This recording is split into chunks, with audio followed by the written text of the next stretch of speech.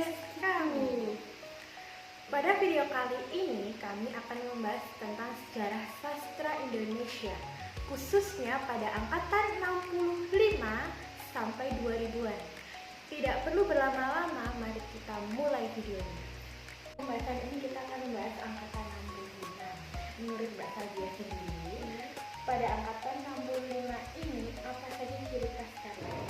Menurut saya pada angkatan 65 ini angkatan yang memiliki karyanya lebih eksperimental atau avant-garde. Contoh penulisnya seperti Mokhtar Lubis, Trisno Soemardjo yang mencoba untuk mengeksplorasi bentuk dan gaya penulisan yang baru, seperti itu Mbak. Oh, jadi Mr. Mokhtar Lubis dan Tuan Trisno Soemardjo ini mencoba untuk mengeksplorasi bentuk dan gaya penulisan yang baru. Ya, seperti itu Mbak. Ini sangat menarik sekali untuk dibahas. Tapi saya juga ingin menanyakan apa saja karya-karya ikonik yang ada pada periode ini. Saya sangat ingin tahu lagi. Ada beberapa karya-karya yang sangat ikonik pada angkatan tersebut. Contohnya seperti Harimau-Harimau, itu adalah karya dari Mokhtar Lubis. Pada karya tersebut menggambarkan kehidupan bermasyarakat. Karena kita sudah membahas ciri khas pada angkatan 65, kita akan membahas ciri khas pada angkatan 70 hingga 80-an. Nah, apa saja ciri khas pada angkatan 70 hingga 80-an? Ciri khas yang dimiliki oleh angkatan 70 hingga tahun 80-an yaitu karya-karyanya berfokus pada isu-isu politik, isu-isu sosial dan politik. Penulis-penulis pada angkatan tersebut seperti Putu Wijaya, Pramudia Anantatur, Arswendo Atmowiloto, dan lain-lain. Pada karya tersebut kebanyakan menggambarkan kehidupan masyarakat yang lebih realistis. Seperti itu Mbak.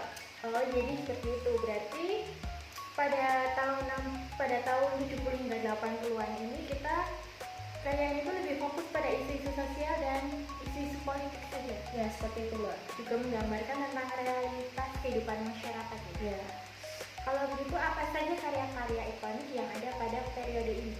Ada beberapa karya-karya ikonik yang terdapat pada tahun tersebut. Salah satunya karyanya Pramudia Anantatur yang berjudul Guru Quartet. Pada karya tersebut merepresentasikan dari periode ini menunjukkan kemampuan penulis dalam menggambarkan kehidupan masyarakat yang lebih kompleks. Seperti itu Mbak. Ya. Oh, jadi seperti itu. Sekarang saya baru tahu akan hal itu. Karena kita sudah membahas pada angkatan 70 hingga 80-an, jadi kita akan membahas pada angkatan 2000-an. Pada angkatan 2000-an ini apa saja ciri-ciri khasnya? Ciri khas yang dimiliki pada angkatan 2000-an itu dikenal lebih beragam atau eksperimental. Penulis-penulisnya itu seperti Andrea Hirata, Dia Lestari, dan lain-lainnya. Gitu Mbak. Jadi ini apa saja karya-karya ikonik yang pada tahun 2000-an ini?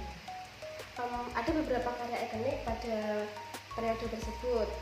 Salah satunya yaitu karyanya dari Andrea Hirata yang berjudul Laskar Pelangi. Pada karya tersebut menggambarkan mengenai pentingnya pendidikan dan semangat pantang menyerah dalam meraih cita-cita. Jadi kita juga harus kita juga harus meniru dalam Laskar Pelangi jika kita itu tidak boleh menyerah dalam meraih cita-cita. Betul banget Mbak. Sangat menarik itu, saya sangat menyukai. Karena kita sudah membahas pada era 65 sampai 2000-an, menurut Mbak Salvia sendiri apa kesimpulannya? Apa kesimpulannya dari pembahasan yang kita bahas?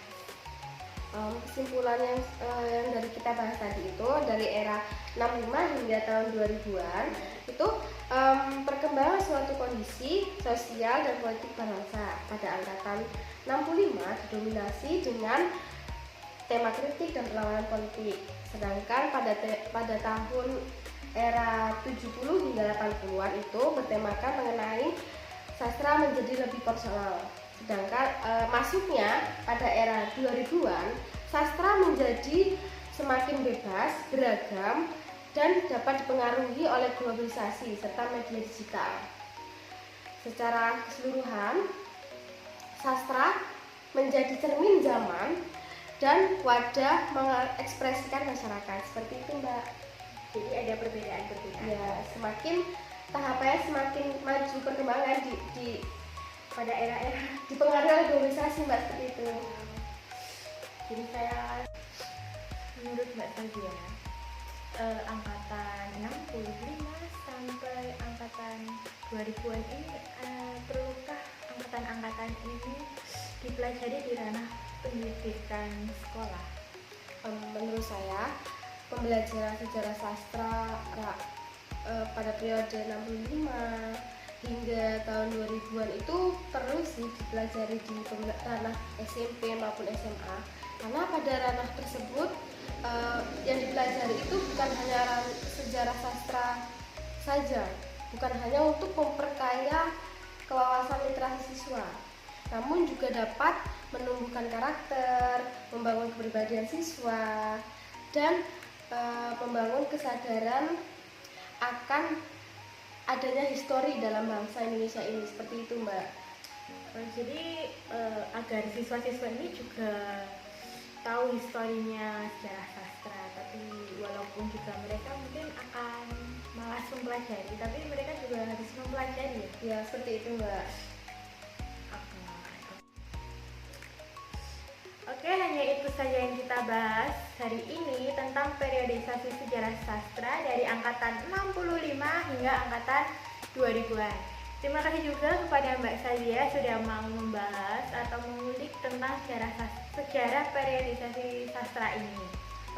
Sama-sama, Mbak. Semoga adanya video ini dapat menambah wawasan kepada para penonton yang menonton video ini. Ya, saya juga berharap hal itu juga bagi para pendengar bisa mampu menambahkan wawasannya tentang sejarah sastra ini. Mungkin hanya ini saja yang kita bahas, mungkin hanya cukup sekian dari podcast kami. Kurang Lebihnya kami mohon maaf. Wassalamualaikum Wassalamualaikum warahmatullahi warahmatullahi wabarakatuh. wabarakatuh.